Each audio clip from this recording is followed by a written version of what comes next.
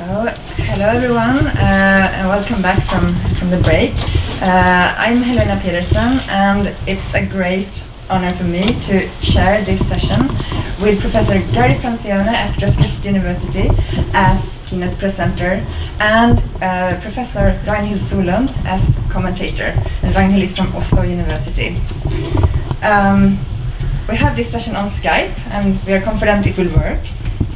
So I will begin with introducing Professor Gary Francione, and then when he has given his paper, I will introduce our commentator, Professor Ragnhild Solund. So, Gary Francione is Board of Governors Professor and Distinguished Professor of Law at Rutgers University.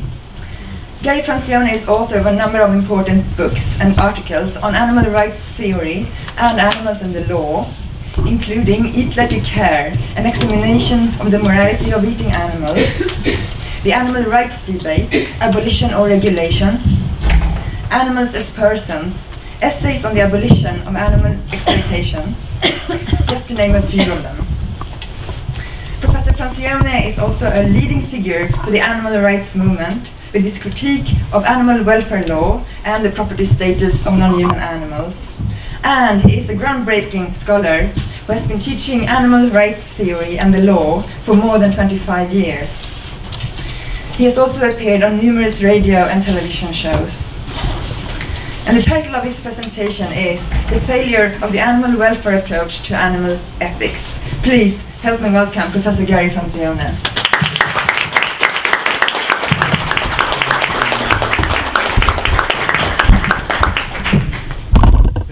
I'm sorry that I'm having to talk to you by Skype. It was unavoidable. I apologize. I would really rather be there than here right now.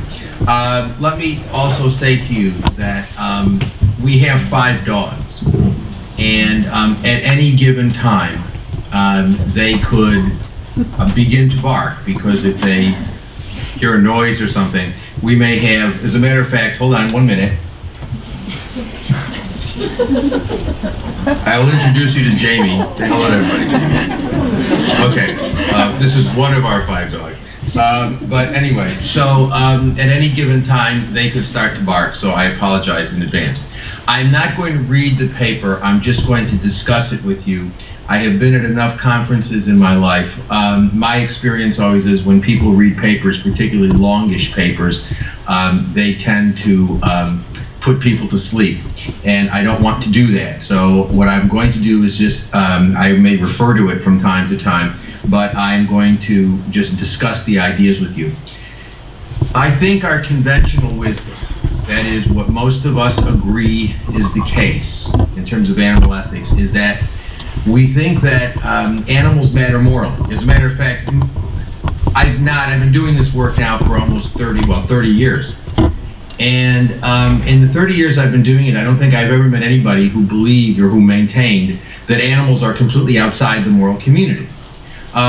Most people maintain that animals have some moral significance, but that they have less moral value than humans do, so that it's all right for humans to use animals, but that we have to observe the rule or the moral norm that we have to impose, we can't impose unnecessary suffering on them. Now, this is a fairly well accepted norm, in the sense that we have it in our criminal laws. And you know, what we don't include in the criminal law norms which are controversial, really. I mean, in any sense. I mean, criminal law is supposed to describe the moral norms that we generally agree with. And so, if it's in the criminal law, it's at least supposed to be the case that it reflects our fairly widespread, pervasive moral thinking. And I think it's fair to say that we think it's wrong to inflict unnecessary suffering on animals. We think that that's wrong, and we most of us think it's wrong. That's why it's in the criminal law. But most of us also believe that animals have less moral value than humans. Now, I want to challenge that, because I think that I believe a very good argument could be made for animal equality, but not equality in the sense that Peter Singer talks about in terms of saying, well, similar, if animals and humans have similar interests, you have to treat them similarly. I'm not talking about the utilitarian notion of equality. I'm talking about a deontological, rights-oriented notion, which would basically undercut our conventional thinking about animals and require us to really sort of rethink animal ethics, and I believe push us in the direction of abolishing animal use altogether. For me, the issue is not whether or not the exploitation is humane. For me, the issue is whether or not you can justify it. I do not believe you can, and I believe that we are obligated to stop using animals for human purposes. Now, let me say, before I get into the body of the paper, I think it's fair to assume that, let's just look at the idea that most of us accept, that it's wrong to inflict unnecessary suffering on animals. I'm so confident that everybody in this room believes that. I'm just wondering, is there anybody in this room that doesn't believe that? Is there anybody who thinks, well, that's not a moral norm that I think has any validity. I think it's perfectly fine to inflict any level of suffering on animals. That the idea that it's wrong to inflict unnecessary suffering, I don't accept it. Does anybody in that room, please put your hand up and show me, because I would like to meet somebody who believes. I've never met anybody. Everybody believes that. Now, what's really interesting about this is that if you think about that norm for a second, that it's wrong to inflict unnecessary suffering, what does that mean? It means that, it can mean a number of things, but it has to have some minimal content or else it's meaningless, right? Well, the meaning it's got to have, if it's a coherent moral norm at all, is that it is wrong to inflict suffering in situations of, say, pleasure or amusement. In other words, if we say, well, it's wrong to inflict unnecessary suffering on animals, but we can inflict suffering on animals if we get pleasure from it or if we find it amusing, then we've got a loophole that is so large that the moral norm is meaningless. So I think it'd be safe to say that the moral norm, really, if it's coherent, means that in situations in which there is a compulsion or a necessity, we can use animals, but we have to minimize the suffering. But the predicate or the preliminary idea is that there's got to be some sort of compulsion. Well, think about it.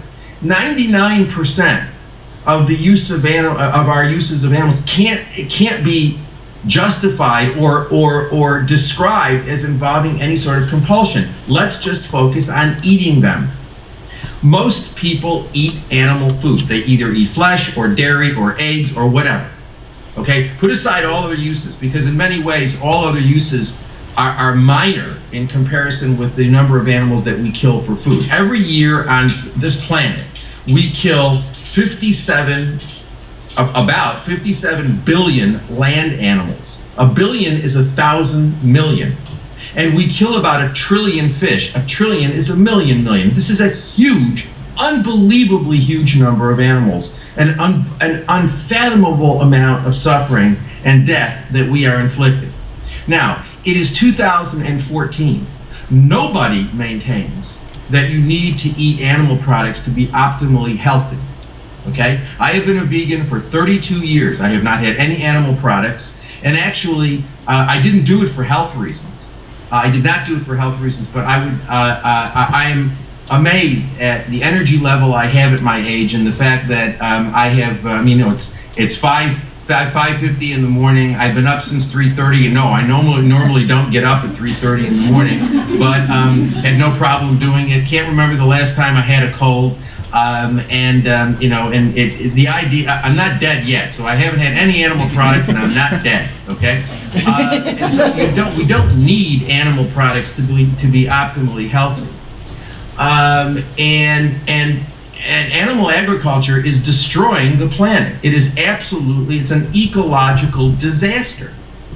The best justification we have, all of us, you, me, everybody, the best justification we have for inflicting suffering and death on 57 billion land animals and 1 trillion sea animals is that they taste good.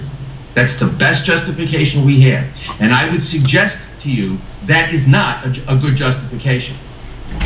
It's the same, this is the same sort of, We object to things like bullfighting or dog fighting or clubbing baby seals or whatever it is that, that we do object to. We object to it because we say, well, that's frivolous. I have news for you. Eating animals is no less frivolous than any other frivolous use that we make of animals. I mean, the only use of animals that we make that is not transparently frivolous is the use of animals in research to find cures for serious human illnesses. Now, I don't believe that that's morally justifiable. I think that that's wrong. But that's the only use of animals that we make that isn't transparently frivolous. Everything else has the moral status of dog fighting, bullfighting. I mean, we talk about fur. What's the difference between fur and leather and wool and all of these things? The answer is there is no difference. We have an anti-fur campaign because we live in a patriarchal world in which we have misogynistic thinking, and a fur campaign allows us to engage in our sexist, patriarchal behavior of going up to women on the street that we don't know and saying nasty things to them. And I've seen lots of animal people over the years do that, and I object to it. There is no difference between fur and leather and wool and silk and all of these other products. And there is no difference. I mean, and so all of the frivolous uses of animals that we make, the same thing can be said about eating animals. So I think that even without going further, even without a complicated theory of animal rights, we can exclude 99.99999% of our animal use right from the beginning with nothing more cognitively complicated than the idea that it's wrong to inflict unnecessary suffering on animals. Okay, but now let me go to the body of the paper to explore this idea that animals have less moral value than humans. I think that that's wrong. Let's look at the origin. Where does this come? Where do these ideas come from? Well, give you a brief history of ideas when it comes to animal ethics. Before the 19th century, and I'm limiting my comments to Western thinking, because in Eastern thinking you have, I mean, there's still a huge amount of animal exploitation in places like India, but where you have Buddhism, Hinduism, Jainism, and those sorts of things, I mean, there's different thinking. But with respect to Western thinking, before the 19th century, as a cultural matter, we don't really have a concept of animals as members of the moral or legal community. As a matter of fact, animals are sort of outside the moral and legal community. They are considered to be things, they are considered to be things having no moral value. Now, what was the justification for the idea that animals are things that have no moral value? Well, there were different sorts of rationalizations or justifications. You had people like René Descartes, for example, who believed that animals were not sentient, i.e. they were not subjectively aware, they were not perceptually aware, they did not have interests, they didn't have preferences, desires, or wants, they were machines. He called them automatons. He believed that humans made machines, we made clocks and other sorts of structures, and God made animals, but they were machines that God made. You just perhaps heard one of my dogs barking in agreement or objection to Descartes. My dogs do not like Descartes. When we talk about Descartes, they get agitated. They're not happy. So Descartes had this idea that animals did not have interests. So we could not have moral obligations that we owe to them, right? I mean, I can't, here is the mouse of my computer, right? I can't have a moral obligation to it. It is a thing. It has no interest. There's nothing I can do that can adversely affect it. I can have moral obligations that concern it. I can have a moral obligation not to throw it at you. Actually, I can't throw it at you because you're a screen. But if I were there physically, I would have a moral obligation not to throw it at you. But that's not an obligation I owe to the mouse. It's an obligation that I owe to you.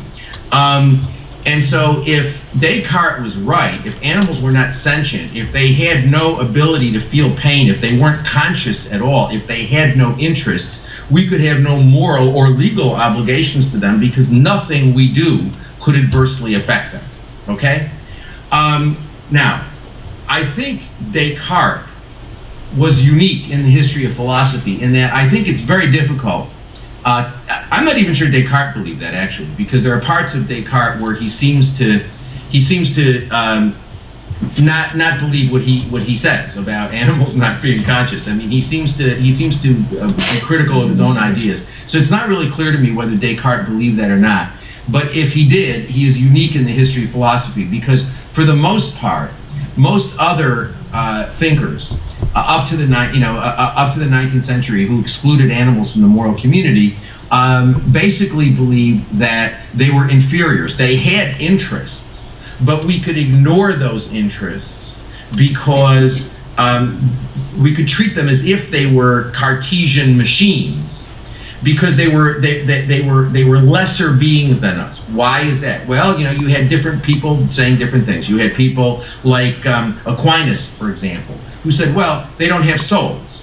And you had people like Kant, who said, well, they're not able to reciprocate morally. You had people like John Locke, who said, well, they're rational, but they're not able to use abstract thinking. So, they're cognitively inferior. That is, their minds are inferior to ours. They're not rational. They can't use abstract thoughts. They don't use symbolic communication, or they're spiritually inferior to us. God made us in God's image, and God did not, God made animals for humans, etc. All the spirituals say, animals don't have souls, blah, blah, blah. Okay. So that they're inferiors, and we can treat them as if they are Cartesian machines. This is basically the thinking that we go into the 19th century with, by and large. I mean, with very few exceptions. There were obviously people along the way who disagreed with this, but as far as the culture is concerned, as far as the law is concerned, that was the thinking. The thinking was animals were outside the moral community altogether. Okay? All right, now, by the way, are you all able to hear me okay? I mean, is this coming up? Okay, great. Technology, when it works, is great. So, okay, when it doesn't work, it's not great. All right, so now, in the 19th century, this shifts dramatically. And interestingly, in the history of ideas, I think there are very few instances where you see such a radical shift in such a fairly short period of time.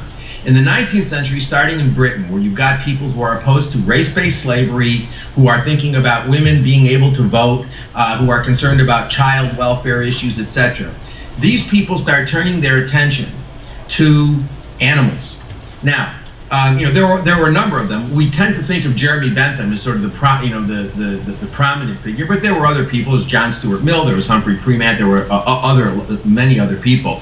And interestingly, although Bentham is the person that we most credit these ideas with in terms of Western thinking, it's basically, most of what Bentham said that we focus on was contained in a footnote to the Principles of Morals and Legislation. So it just goes to show you, the next time you denigrate scholarship because it's got too many footnotes, you never know when one of those footnotes is going to change the world. Okay, so Bentham comes along and he says, well, wait a minute now. He said, look, animals, they may not be able to think or reason the way we do, but they can suffer.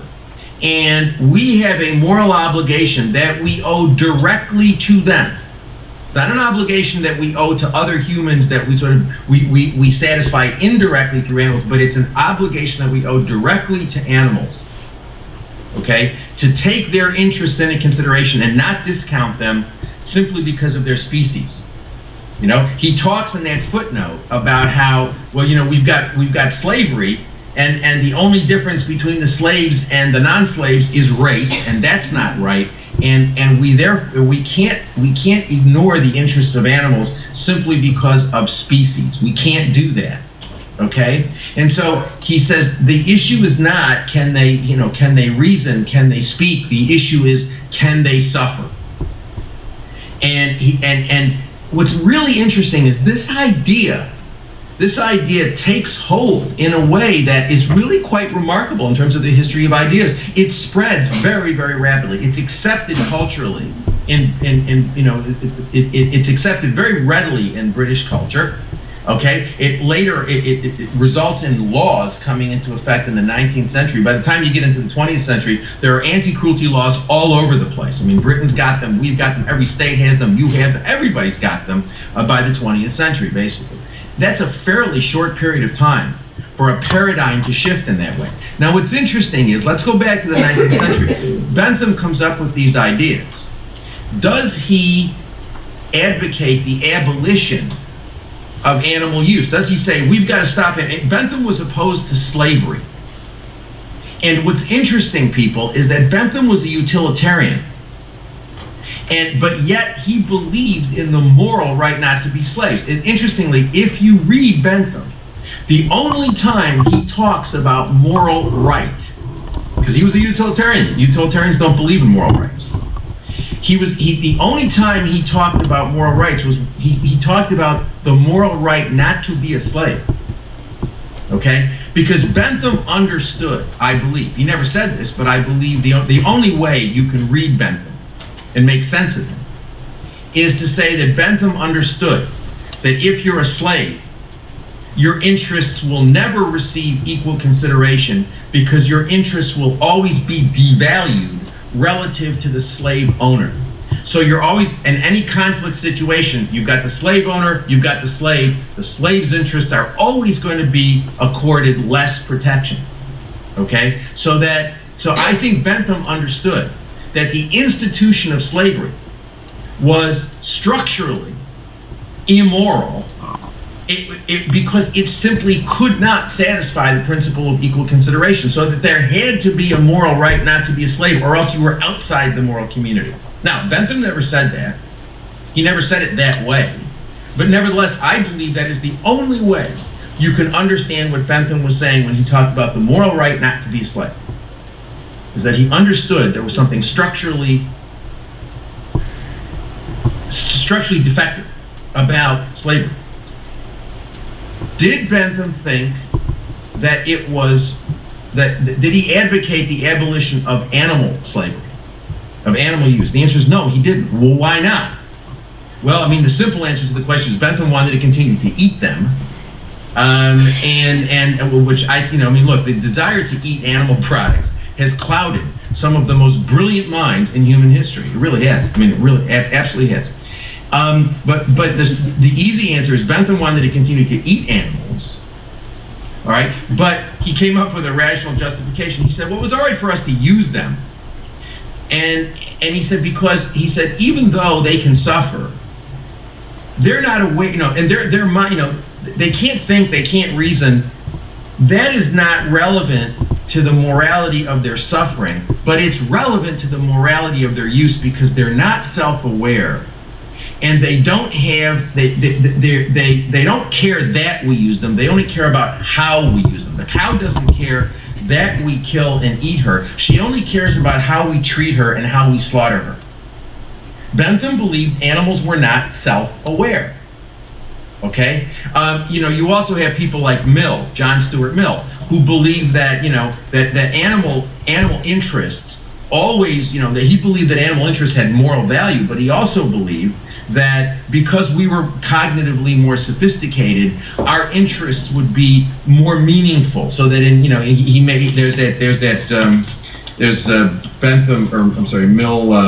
Mill said animals lack a sense of dignity, which all human beings possess in one form or another. Humans have a more developed intelligence, which gives a wider range to the whole of their sentiments, whether self-regarding or sympathetic. It is better to be a human dissatisfied than a pig satisfied. Okay, that's the extent of my reading my paper. Okay, so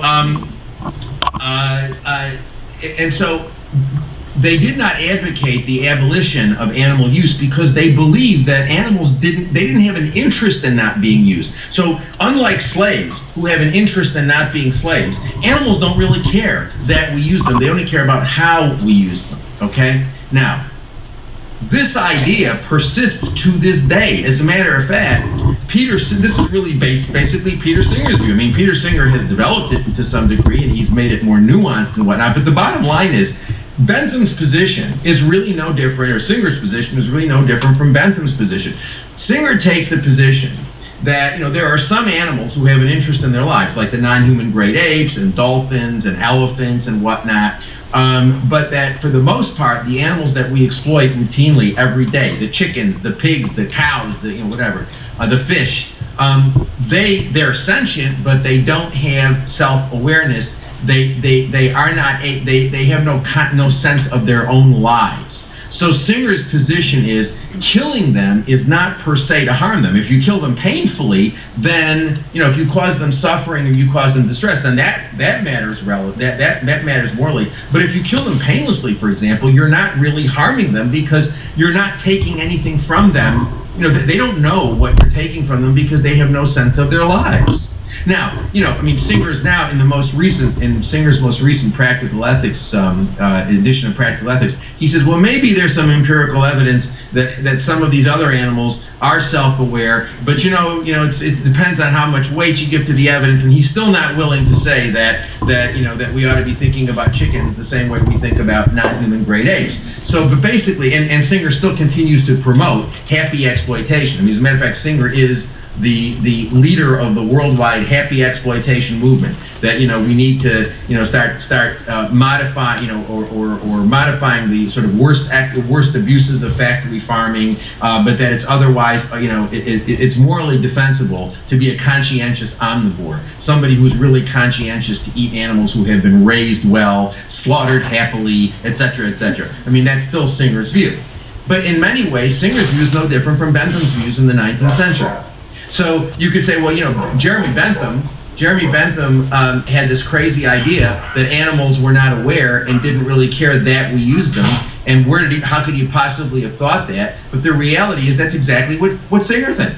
Okay, and I would suggest to you that is, I was recently being interviewed on a radio show, and they were talking about PETA, People for the Ethical Treatment of Animals, and they were talking about the fact that PETA kills. They have a shelter at their facility, and they take in all these animals and they kill them, and they kill like 95% of the animals they take in. And this person asked me, how can that can that be possible? How could that possibly happen? And I said, I understand it completely. They basically bought into Singer's view that killing an animal, if you take a dog or a cat and you kill the animal painlessly, you haven't harmed the animal.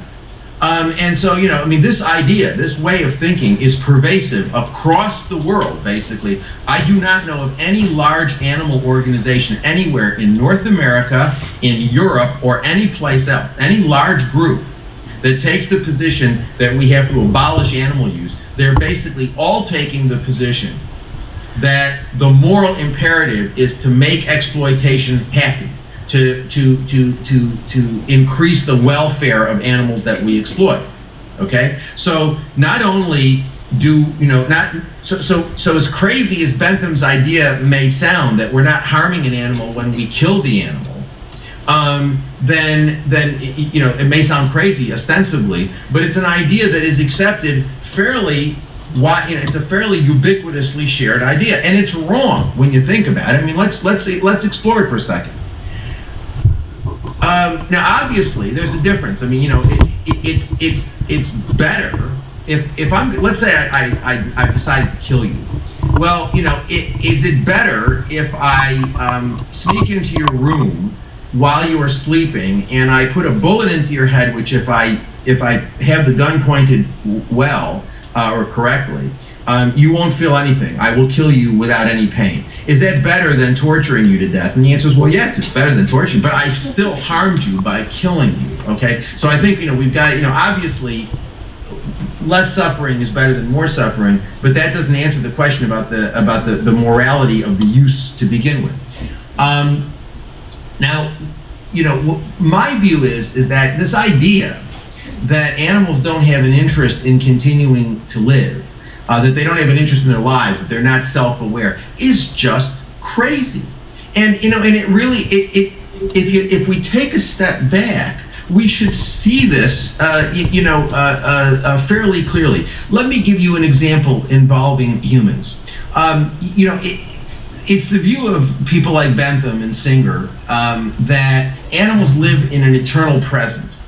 That that they don't really have a concept of the future. They don't have memories of the past. They just live in this constant present. Now, I don't think that that's true. I mean, I live with 5 dogs. I do not. I watch their behavior. I'm very interested in their behavior. I love watching them. I love watching how they interact with each other, with me, with other animals. And it's clear to me that they have a very highly developed sense, a very sophisticated sense of self-awareness. But let's assume for a second that they didn't. Let's assume that they were constantly stuck in this present moment, which is the way Bentham thought animals were, the way Singer thinks animals are. Let's assume that animals are stuck in the eternal present. does that mean it's okay? Does that mean that they're not self-aware? And the answer is no, of course it doesn't mean that. There's a phenomenon called transient global amnesia, where some human beings suffer from this phenomenon, from this illness, where they have no sense of the past, they have no sense of the present, or of the future. I've talked with these people. I've met people who have this condition, and it's very interesting. They don't remember what they did 5 minutes ago, and they're not able to think about what they're going to do 5 minutes in the future. But they have a very strong sense of themselves right now, in the present. So the fact that, now, is there having transient global amnesia, is that morally relevant? It may be for some purposes. If Lund University is thinking of hiring a history professor, and the question is, are we going to hire somebody who's got transient global amnesia or somebody who doesn't have transient global amnesia, then the fact that you've got that condition may be morally relevant because you aren't going to be a very good history teacher. But if the question is, who do we use as a forced organ donor or as a non-consenting subject in biomedical experiments or something like that, if the question is, who do we use, the normal person or the person with transient global amnesia, the answer is we don't use either of them. They are both self-aware. They both have an interest in their continued existence, even though it may be different. So what? You can't say that a being that is stuck in an eternal present isn't self-aware. It just means their self-awareness is different. I have no doubt that the self-awareness of my dogs is different from my self-awareness. I use symbolic communication, they don't. But I also have no doubt that they're self-aware. Think about it for a second. Sentience, perceptual awareness, subjective awareness is not something which has evolved as some, it doesn't evolve in a vacuum. It's something which beings who are sentient use to protect themselves. When I feel pain, I move away from it because it is dangerous to my existence. Okay? So sentience is a means to the end of continued survival. So to say that a being is sentient but does not have an interest in continuing to live is like saying you have eyes but you don't have an interest in continuing to see. It's that analogy is really, there are problems with all analogies, but I think that analogy works quite well. To say that you have eyes but you don't have any, if I were to say that you don't have an interest in seeing, you have eyes but you don't have an interest in seeing, you would think, boy, he's a peculiar guy. He's an American and all that, but even for an American, he's a peculiar guy. But to say that somebody is sentient and doesn't have an interest in continuing to live, I find as peculiar as saying you've got eyes, you don't have an interest in continuing to see. So, look, cognitive abilities can be morally relevant. If you've got somebody who's severely mentally disabled and somebody who is not, you might say, well, somebody who's severely mentally disabled, depends on the question you're asking. If you say, well, is the mental disability, is the lack of cognitive sophistication, is it morally relevant? The answer is it may be. If you're really mentally disabled, severely mentally disabled, we may not let you have a driver's license, we may not let you have credit cards, we may require a court appoint a guardian to protect you, because, or to make contracts for you because you can't do them yourself.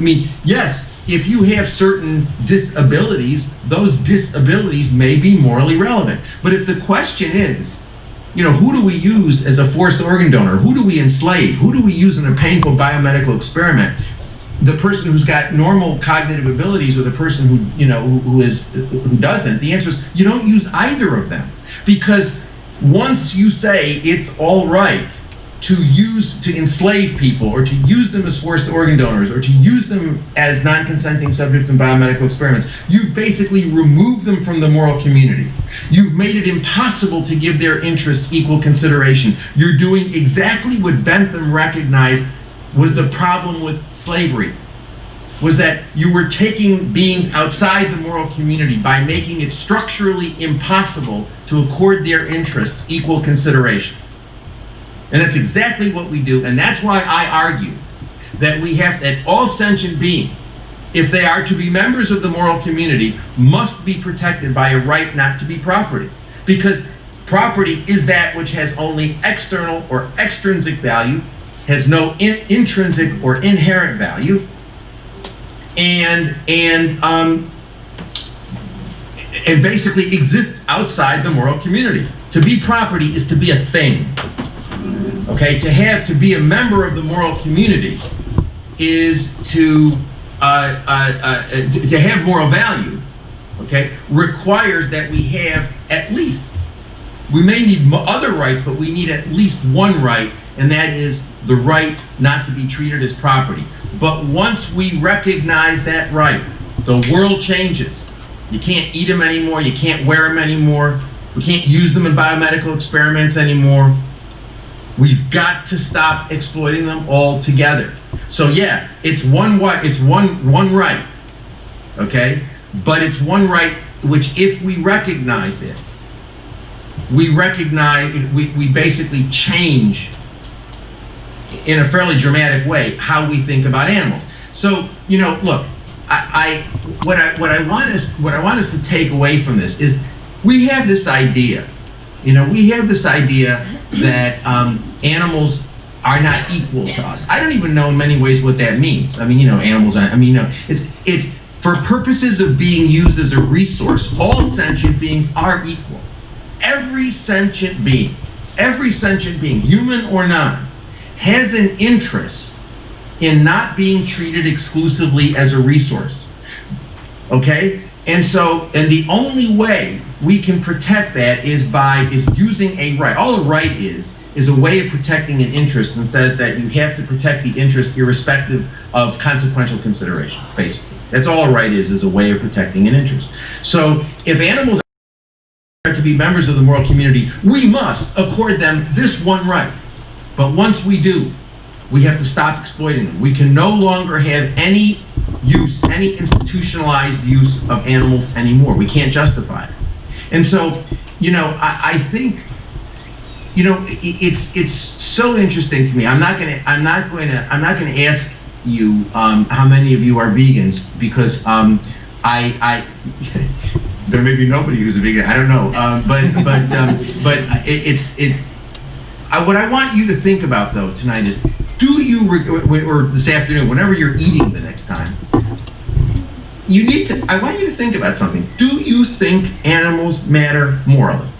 Are they things, or do they have moral value? And if you believe that they have moral value, then you must believe that it would be wrong to inflict suffering or death on them gratuitously for no reason whatsoever. You might believe that if you're on a desert island and there are no vegetables around, and it's a question of whether you eat a rabbit or whether you die, that it's okay for you to eat the rabbit. But truth be told, if you were on a desert island with your best friend, your best human friend, and there were no vegetables or no animals to eat, you might consider eating your best friend, because that's what happens when people are on desert islands and they're starving to death. I mean, actually, there have been legal cases where people have killed each other and eaten each other in those sorts of situations, and in which courts have been somewhat lenient about that, because we recognize that when people are on lifeboats or on desert islands and things like that, you know, they are in situations of compulsion,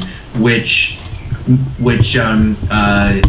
morally mitigates their moral decisions. But when you are thinking about, when you are deciding what you're going to eat for lunch today, you're not on a desert island. You know, you're in Sweden. You know, perfectly. You know, I mean, you've got all sorts of options available. You're not on a desert island. There's no conflict between you and the cow. There's no conflict between you and the pig.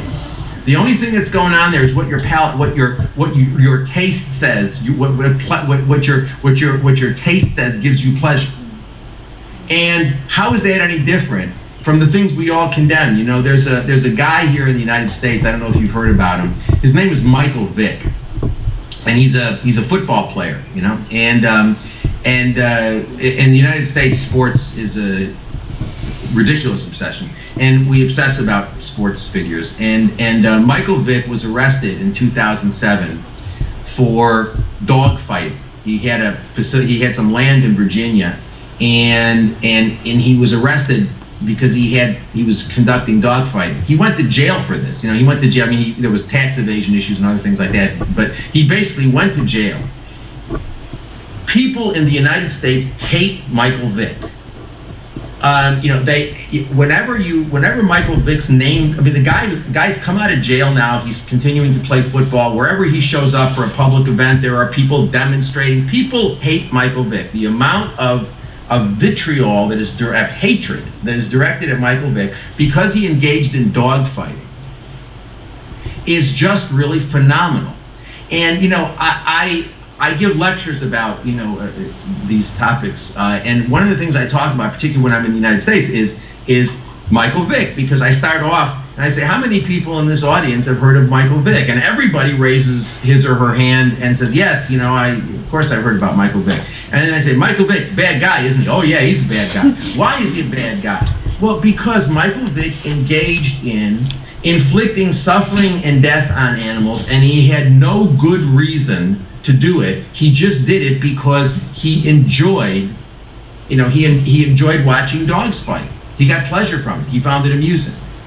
And everybody thinks that's wrong. So I can be giving a lecture to 300 people, and I say, why is what he did wrong? And we'll talk about it for a few minutes, and what will emerge from that group is people will say he was wrong because he inflicted suffering and death, and he had no good reason. It was simply a matter of pleasure and amusement. Okay? And then I follow up and I say, so we all agree that's wrong. Everybody will shake their head. 300 people will shake their heads. Yes, it's wrong. And then I say, okay, fine. How many of y'all are vegans?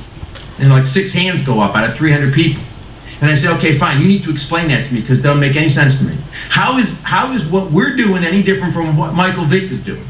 Because he inflicts suffering and death because he gets pleasure and amusement. We inflict suffering and death because we enjoy the taste. And one of the other subjects I teach is criminal law. I teach criminal law to first-year law students. And one of the first things they learn is, it doesn't really matter whether I kill you directly or whether I pay somebody else to kill you. It's still murder, and it's still punished at the same level. And it doesn't really matter whether you kill the animal you eat or whether you pay someone else to kill the animal you eat. There's no moral distinction. There may be a psychological distinction. There's no moral distinction. So it may be psychologically relevant that people like sitting around watching dogs fight, that they find that amusing on some level. That may say something about the person's psychology. It may tell you about, what sort of person that is as a psychological matter. It's no different from your going to the store and buying the dead animal or buying the dairy or the eggs. And I want to make there's a lot of people make this distinction between flesh and dairy and egg. There is no morally coherent distinction. The animals used for dairy, for example, are generally kept alive longer. They're treated every bit as badly as the animals used for meat. They all end up in the same slaughterhouse anyway.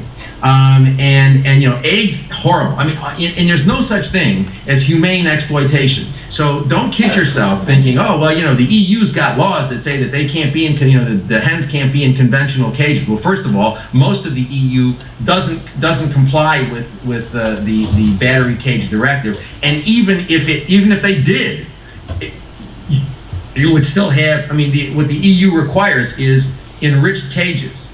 To me, that's like saying, well, what's the difference? Is there a moral distinction between waterboarding somebody on a bare waterboard or waterboarding them on a padded waterboard? Well, I guess there's a difference of a pad, but does it make the torture of waterboarding any better? And the answer is no, it does not. So I think we really need to rethink animal ethics right from the beginning, and I think we've got to put aside all of this nonsense that animals are not self-aware. That is a fantasy we have told ourselves, so we can continue to consume them. But it is no more than a fantasy. And so the bottom line is if we think that what Michael Vick did when he was dogfighting or all of these campaigns against bullfighting, if we think that stuff is bad, then we are morally obligated to follow through with what we believe, because the reality is if we're not vegans, we're no better or no different from Michael Vick. We're no different from the bullfighters. We're no different from the people who are doing the things that we all agree are morally unjustifiable because there's no compulsion. There is no compulsion. When you decide what you're going to eat this afternoon or this evening, there is no compulsion. It's simply a matter of your desires. You need to decide if animals matter, then abolishing animal use is the only rational response to the recognition that animals matter.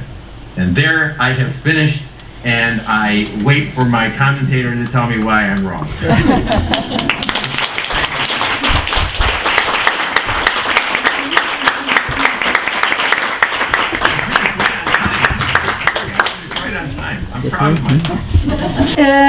I now come to the questions to Francione now.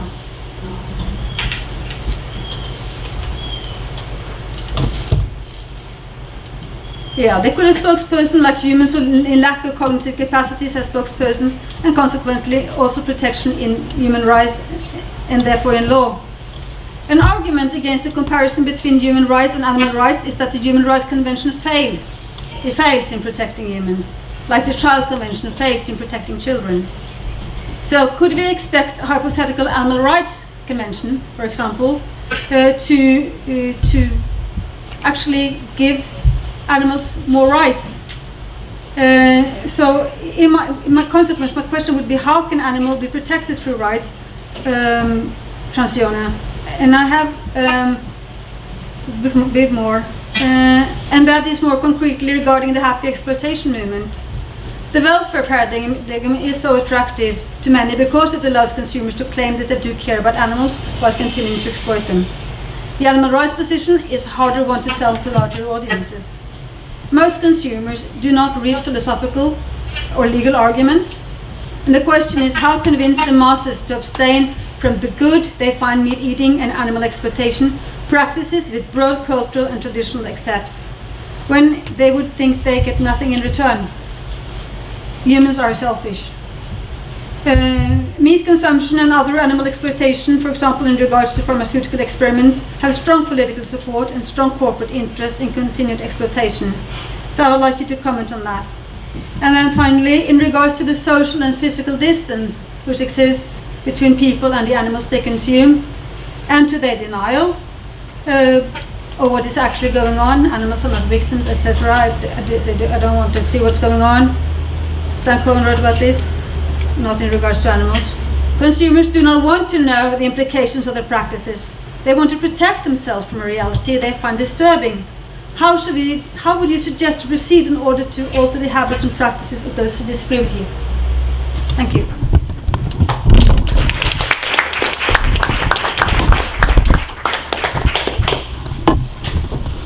Should I go ahead and answer those questions now? Yes, please. Oh, okay. All right.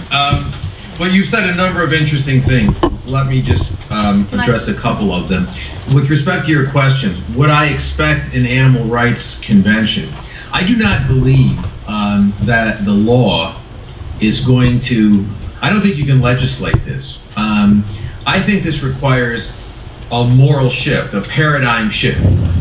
And before we say, well, that's impossible, I would suggest let's go back historically to, the 19th century and recognize that when we enter the 19th century, basically animals are excluded from the moral community. When we leave the 19th century, we have a completely different way of thinking about these issues. Now, I don't think that it's been a successful way of thinking about the issues, but you see in a fairly short period of time, there is a paradigm shift.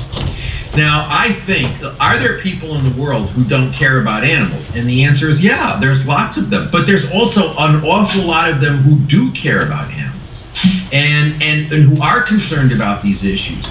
And I think that what we've done is we have convinced those people that, or we've made people feel comfortable about exploitation, because what we've said is, well, look, you're concerned about animals, but the response you need to have is you need to go and buy humanely raised meat or humanely produced milk or that sort of thing.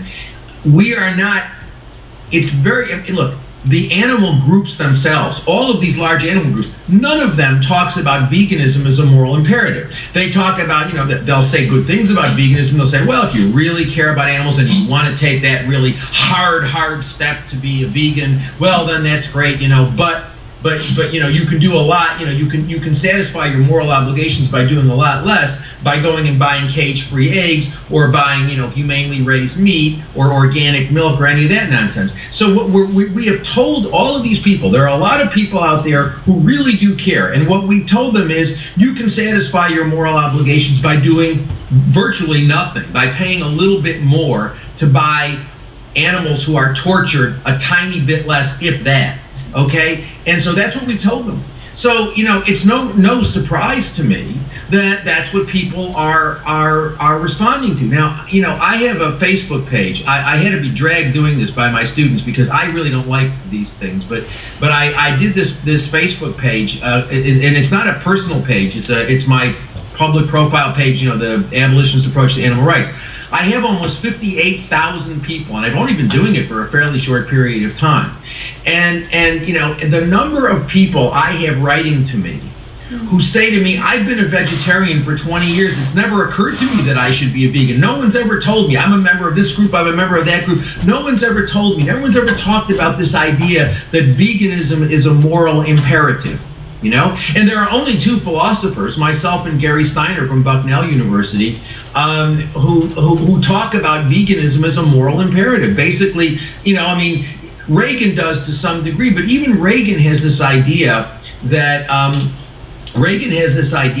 that animals have more opportunities for satisfaction than humans do, and therefore, you know.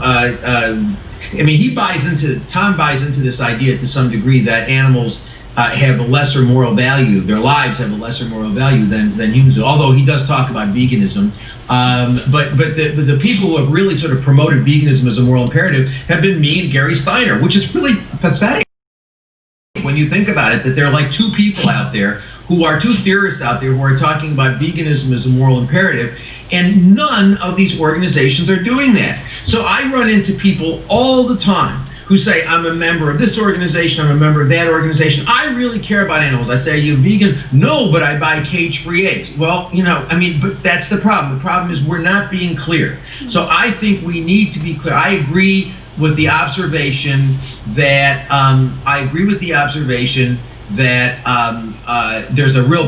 there's a cultural problem because people like to consume animal products. They look for excuses to consume animal products, but what we're doing is giving them those excuses. So I think what we need to do is to be really clear.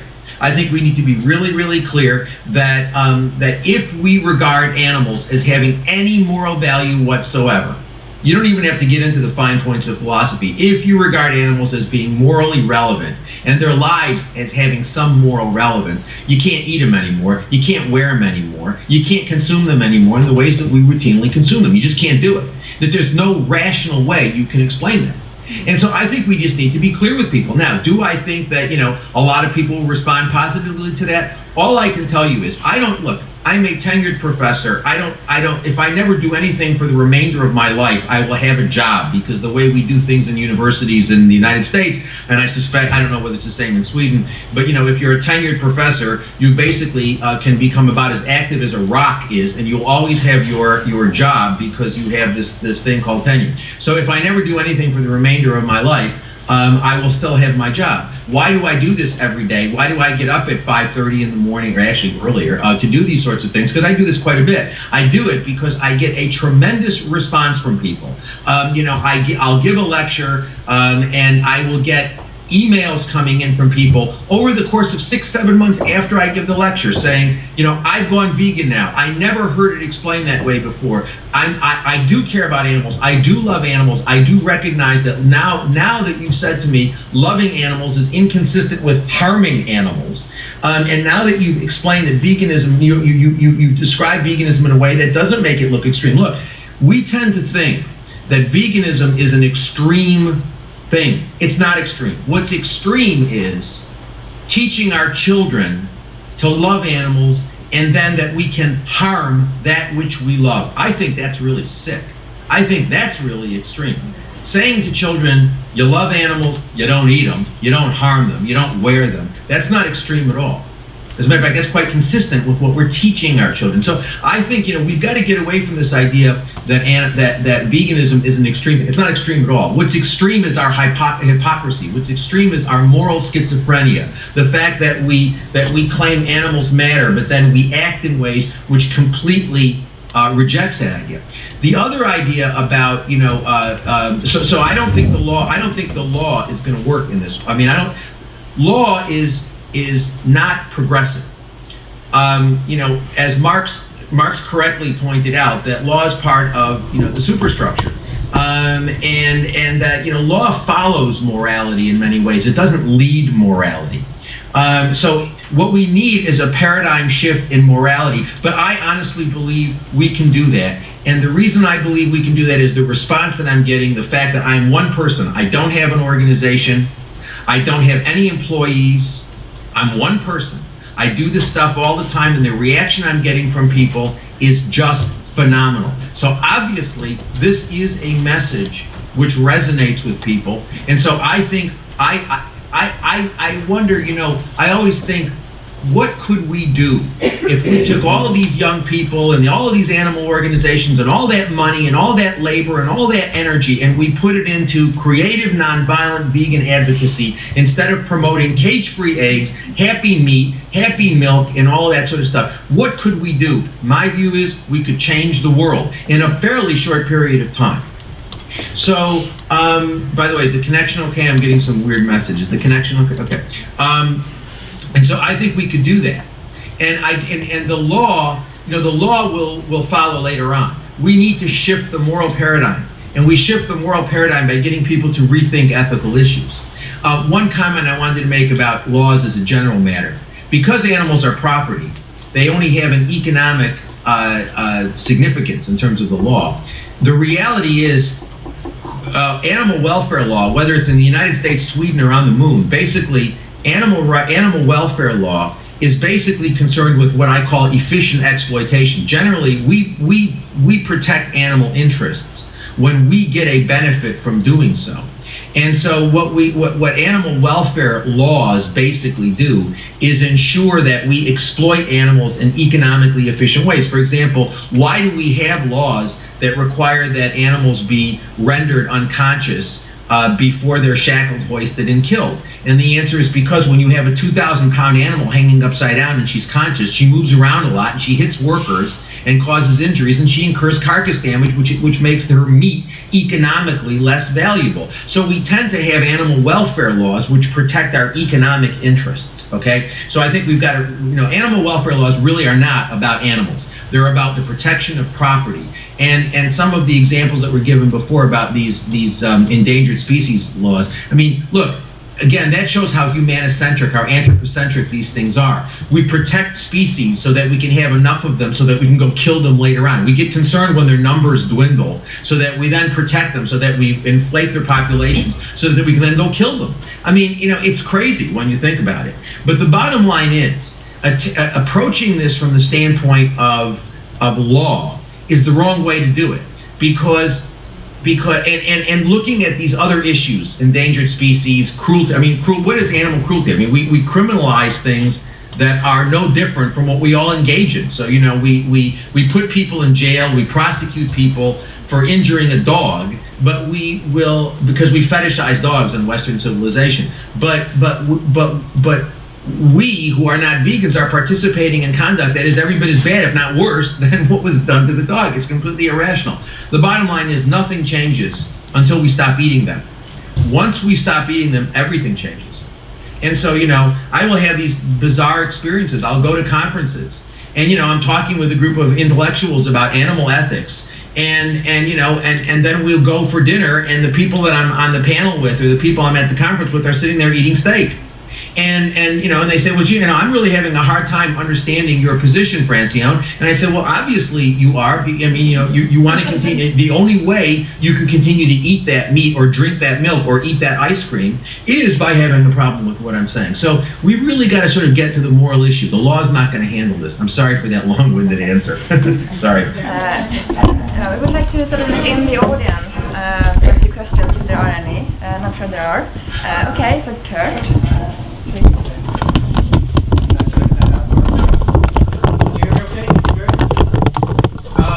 Well, yeah, it's a little bit choppy, but try it. Let's try to speak clearly. Thanks. I know you didn't want to bring law into this because you're quite critical of it, but I wanted to get your opinion on whether or not, when we do accept that animals have a self-awareness and interest, how much that interest then extends, I won't say fiduciary responsibility, but how much of that interest extends to us having a particular relationship with them, and not really thinking dogs or cats are kind of companion animals, but crows or raccoons, where their lives and interests depend on feeding off of our society's waste. And then I was also, to just add on to that, interested in hearing your thoughts on Kimlicka and Donaldson's model of liberal citizenship, which kind of applies to this question as well. Thank you. Well, that's a good question. A couple of weeks ago at Rutgers in April, we had a conference, and Will Kimlicka and Sue Donaldson came, who wrote Zoopolis. They came, and Gary Steiner was there, and David Nybert, and Sherry Kolb and Michael Dorf. It was a very interesting, it was a one-day conference, and we had this interesting discussion about, the Donaldson-Kimlicka argument about citizenship. And, look, their argument is, or their position is, well, what do we do after we've abolished all animal exploitation? How do we relate to animals? And I guess my answer to that is, let's worry about abolishing animal use first, and then we'll worry about the finer points. Because Will and Sue seem to think that that people will not embrace abolition because it's too negative. They need something positive to hold on to. And the answer is, yeah, but if what the positive thing they're holding on to requires that we abolish exploitation, which Sue and Will maintain that we need to do anyway, the idea that we need to figure out what to do afterward, is great. But let's worry now about the fact that we live in a world of unfathomable violence and exploitation of animals. The question that always comes up to me is, well, you have 5 dogs, and the answer is, yeah, I have 5 dogs, and I've had up to 7 at one point, and I love my dogs. But you will not find anybody on the planet Earth who loves interacting and having dogs and living with dogs as much as I do. But if there were 2 dogs left on the planet, and it were up to me as to whether or not they continue to breed so that we could have pets, the answer is not on your life. I do not believe in, I love my dogs, but they are my property as far as the law is concerned. I could put them in a car today, take them to a veterinarian and have them killed. I could drop them at a kill shelter, or I could kill them myself, as long as I do so, quote, humanely. They are my property. I love them, but they are my property, and I can value their interests at 0. I think that's a horrible situation. I'm glad that my dogs are with me, but there are a lot of dogs who are not with people who love them as much as I love my dogs, and respect and care for my dogs. And so this idea, I think domestication is terrible. My dogs are totally dependent on me for when they eat, when they drink, when they go out. Everything about their lives is controlled by me. I don't like that. They are refugees. I have an obligation to, I have an obligation to care for them, and I think we all do. They're domesticated animals are in this mess because of us. So we have an obligation to care for them, but we also have an obligation to stop bringing them into existence. And I know that a lot of people find that really problematic, and they say, well, but I can't imagine a world without dogs. And the answer is, look, I can't imagine.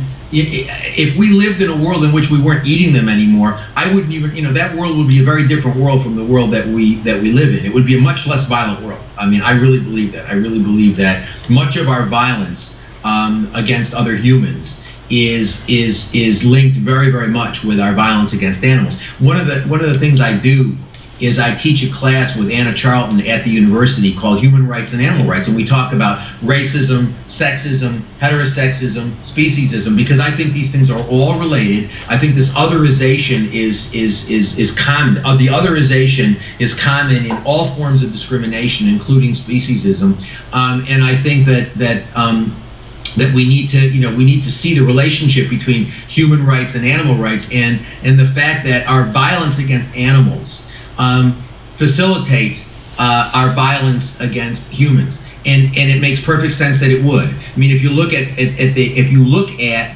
the history of human discrimination, whether against people of color or women or gay people, we animalize them. What we do is we reduce them to the animal, and then we justify their exploitation. And so, but if we weren't otherizing the animals, we would find it so much more difficult, if not impossible, to otherize humans. And so I believe that this is an extremely important thing, not only because I believe it's a matter of justice for non-humans, but also because I believe that we're deluding ourselves if we think that we're going to achieve some acceptable level of human rights without re-examining our violence, toward non-human animals. Yes, Susan.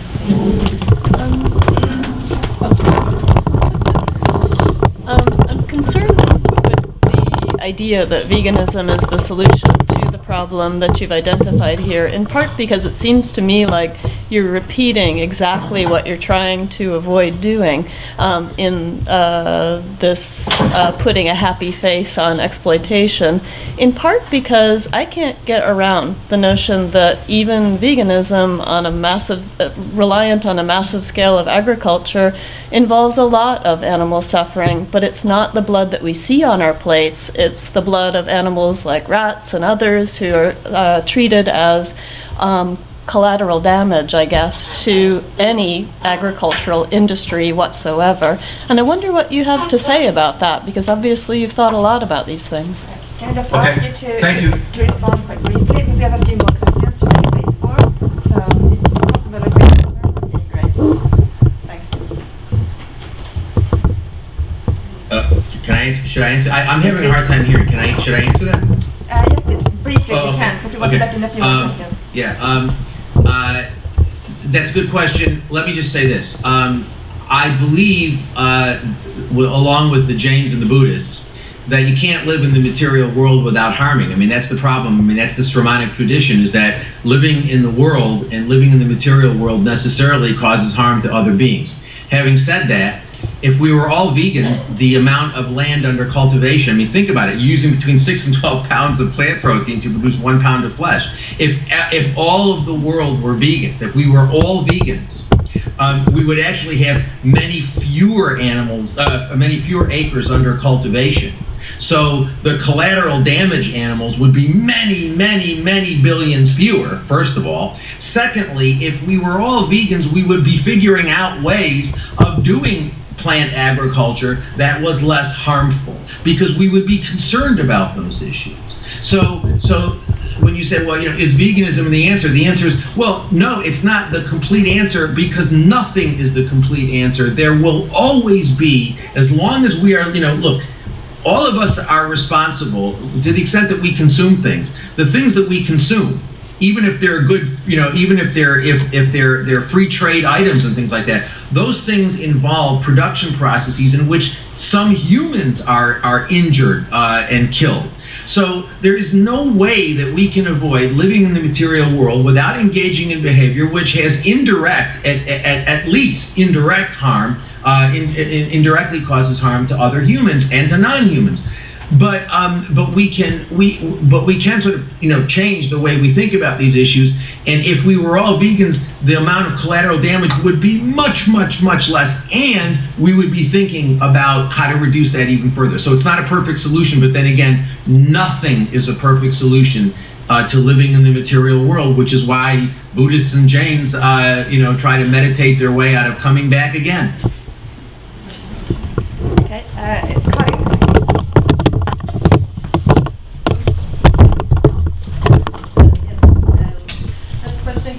Children, you said that the message is very compatible with what is taught to children anyway about kindness. I thought if you had any sort of practical ideas how to get across with this message in school, because it is, I mean, there's lots of obstacles, and also if school is really compatible with the children's rights, or I don't know, I was thinking children as property. I mean, what do you think about school and the possibilities to get across in school? Children are property. Children are property. They're not chattel property. You can't sell your children. I mean, you're not supposed to be able to. I think that there are all sorts of issues that are raised about how we treat children and whatnot. How do we get this into schools? Well, that's a problem, because I can go to any university and I can talk in all sorts of but I very rarely. I don't think I've ever been invited. I've been invited to a few high schools. I've never been invited to a grammar school, because the idea that I'm going to tell children that drinking milk is immoral is it freaks a lot of people out. So I don't get invited to grammar schools. And as I say, in my entire life, I think I've been invited to like 3 high schools, where the students are ranging age from 14 to 18. Universities and colleges, yes, I speak at them all the time. But how do we get this into school? Well, that's a problem because the schools are they promote animal exploitation, and parents don't want their children exposed to these ideas because children are very receptive. I mean, I have to tell you something. I may not get exposed. I may not be invited to grammar schools, but I talk to every little kid I can because they're actually the best. They're the best people to talk to because get them young before they get terribly confused by civilization, and you've got a much better chance. And so, I think everybody recognizes that, but I agree with you. The key to this, the key to changing this is educating our children. But in order to educate our children, fortunately or unfortunately, we need to get the adults, you need to get the teachers on board before they're going to let you into the schools to talk to the kids.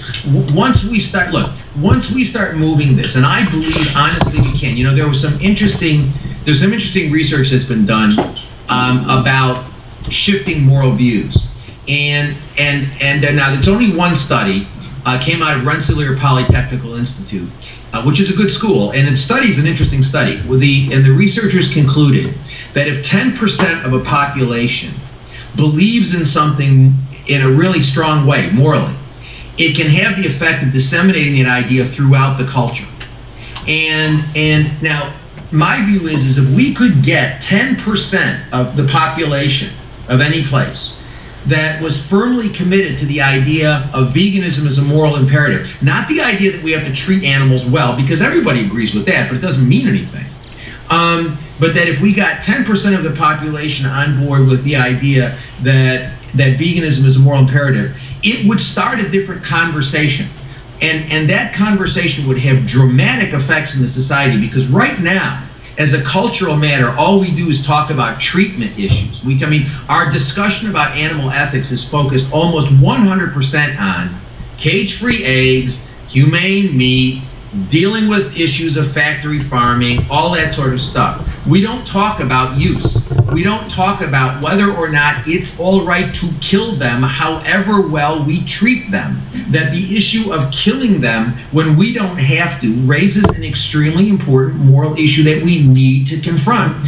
If we were having that discussion, you'd see changes happening. I really believe this. I wouldn't do this. As I say, I don't get paid to do this. I wouldn't do this if I didn't believe that that this will resonate with people. And I see it happen every single day of my life. I wish, I share sometimes the emails I get when people give me permission to do it, but I get them from all over the world. From people who hear some talk or read something I write or listen to a podcast or read an essay on my blog or get hold of a book of mine or something, and they say to me, I never thought about it this way. It makes perfect sense. So my view is, let's get 10% of the population, we can change the world. Okay, I think we have time for one more brief question. I think this lady here was first. I'm happy to answer questions all day long. I have endless energy. You shouldn't say that when you don't know what the question is, because the question is actually this. Don't tomatoes and salad also have the same value as animals and humans? Because I'm actually thinking about they don't want to be treated as resources either. We do that. But when I'm listening to you and you talk, I was sitting out looking at the window, looking at the trees outside here. We don't know if the trees have souls. We don't know about the trees today.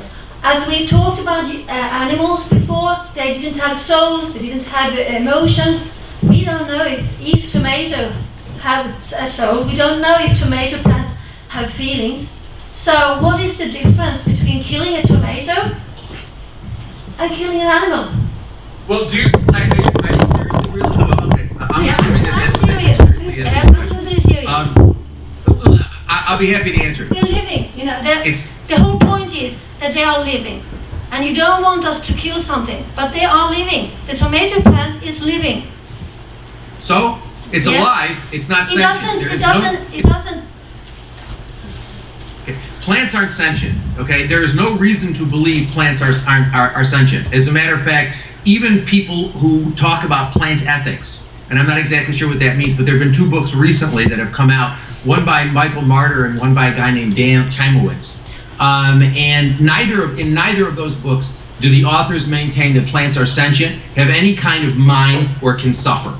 Plants cannot suffer. They have no nervous system. They have no benzodiazepine receptors. They are alive, but they react. They do not respond.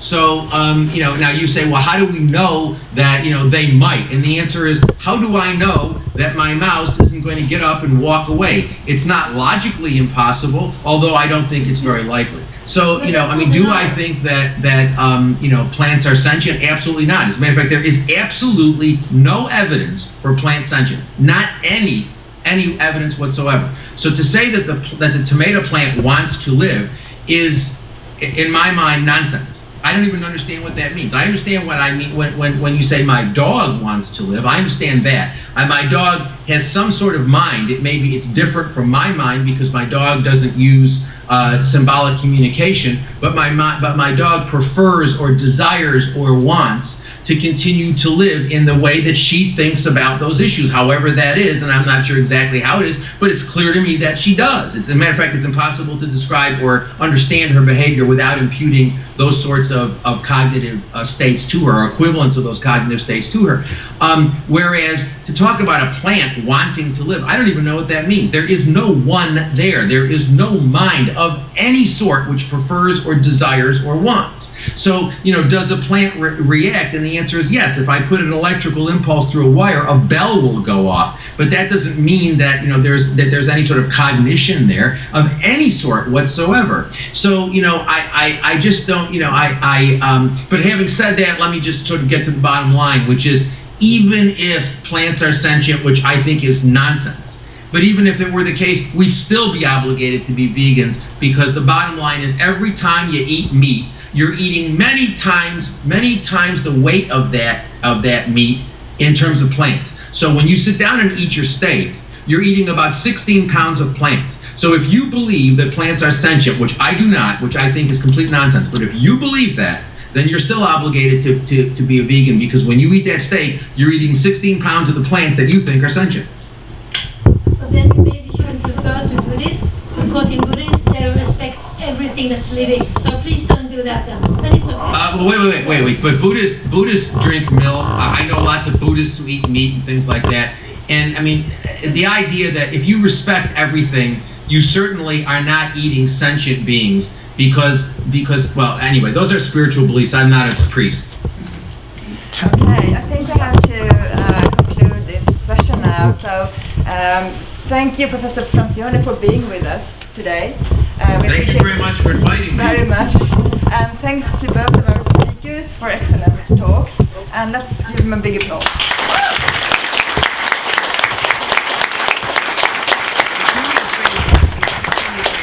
Everybody to do me one simple favor. When you leave that room, it's lunchtime there now. What is it? 1:30 almost, It right? is lunchtime, yes. Okay, all right, you're about to leave to go and eat. Yes. Just do me a favor. Think before you put a piece of meat or drink milk or eat another animal product. Think, is that morally right? And if you can't come up with a good reason, maybe it's because it's not, and maybe you should think about going vegan. Peace. Thank you very much for having me. Professor Francione, this is a vegan conference. Oh, excellent. Wonderful.